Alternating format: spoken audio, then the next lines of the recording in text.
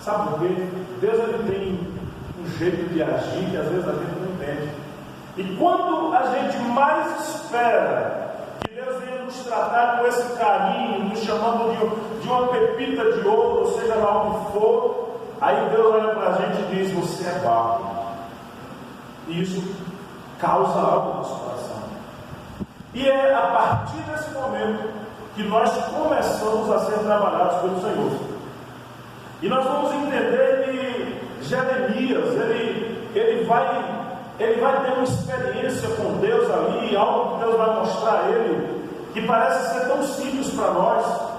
Ele apenas Deus ele vai dar ele uma visão, ele vai mandar ele descer até a casa do oleiro, que é a história que nós já conhecemos, que vamos entrar nela aqui agora.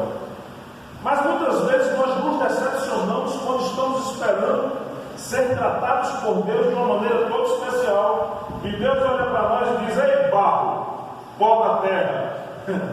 E nós muitas vezes não aceitamos. E isso pode gerar um conflito em nossa vida.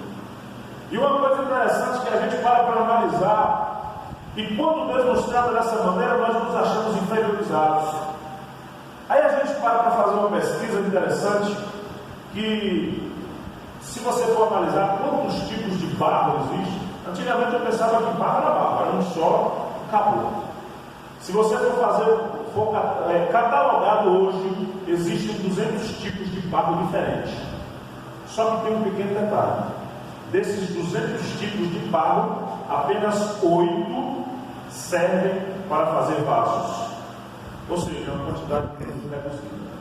Aí a gente faz uma análise dessa situação e a gente entende que, em meio à quantidade desse barro que existe na face da terra, alguém vai ter que procurar muito, vai ter que sair pesquisando muito, fazendo uma análise até encontrar um barro que seja apropriado para fazer um bom vaso.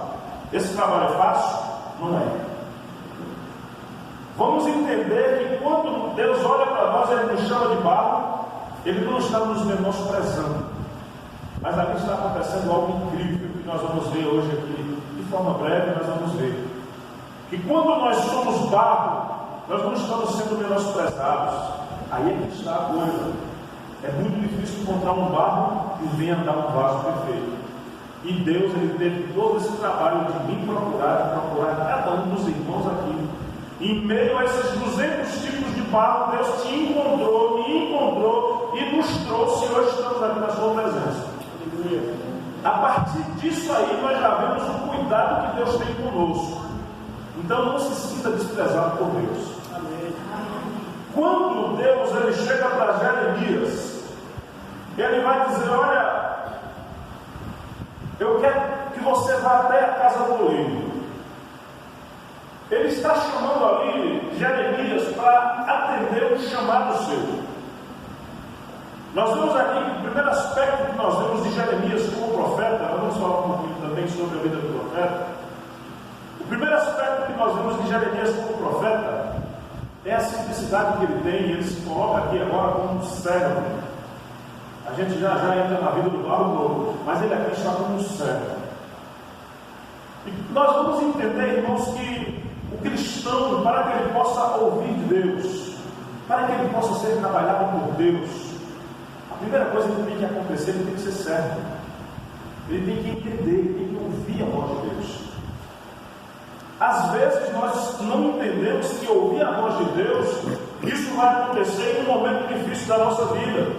Às vezes pensamos que ouvir a voz de Deus é só quando está tudo muito bem, quando as bênçãos chegaram, quando a gente conseguiu pagar todas as contas, quando o carro já está quitado, e a gente acha que esse é o momento de nós ouvirmos a voz de Deus e celebrarmos ao Senhor. Mas nós precisamos entender que esse Deus que nós servimos, Ele é um Deus tão grande que a adoração a Ele não está conectada a nada que seja material, nada que seja físico. As lutas que nós passamos, sejam elas psíquicas, espirituais, seja lá o que for, a adoração a Deus é independente de qualquer coisa. Precisamos servir e adorar esse Deus independente de qualquer coisa. Às vezes nós temos uma ideia errada que adorar a Deus está ligado à bênção. Se Deus não me abençoa, é porque Ele não gosta de mim, então agora eu vou ficar de mal dele. Não tem nada a ver uma coisa com a outra. A adoração a Deus não está conectada a bênçãos, a coisas materiais, financeiras, nada disso, nada. Deus, Ele é Deus independente de qualquer coisa. Aleluia. Jeremias entendia isso. Nós temos aqui, irmãos, aberto hoje aqui, diante dos nossos olhos, o livro de um dos homens da história, de uma história das mais incríveis da Bíblia. Porque esse homem, ele era servo, acima de qualquer coisa, ele era servo. Infelizmente, nós vivemos uma sociedade hoje moderna, onde o cristianismo ele tem sofrido por um problema, um movimento que nós podemos chamar de destrutivo, aonde nós temos em meio ao povo evangélico pessoas que até foram capacitadas por Deus, abençoadas por Deus, pessoas que têm a capacidade de trabalhar para Deus, mas na realidade deixaram entrar no coração um sentimento que nós chamaríamos hoje de são aqueles crentes popstar, sabe? Tem que brilhar, tem que fazer, tem que acontecer. Quando na realidade o servir a Deus não tem nada a ver com isso.